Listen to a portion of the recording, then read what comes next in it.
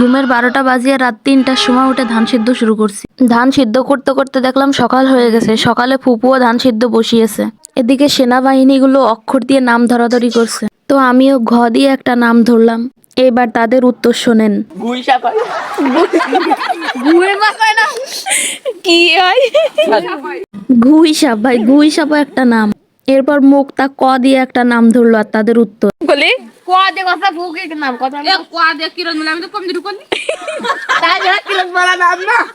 মানে ক দিয়ে কিরণমালা। তো যাই হোক, সর্বশেষ আরেকটি প্রশ্ন করলাম যে পৃথিবীতে কয়টি দেশ আছে? আছে 3টে। কি কি? ভারত, বাংলাদেশ, পাকিস্তান। এত ব্রিলিয়ান্ট সেনাবাহিনীগুলো, কি বলবো।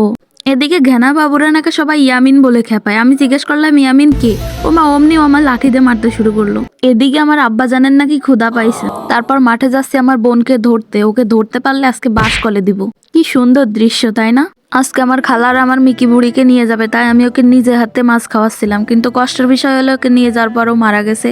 আমি যদি জানতাম যে এই খাওয়ানোই শেষ খাওয়ানো, তাহলে আমি কখনোই ওকে যেতে দিতাম না।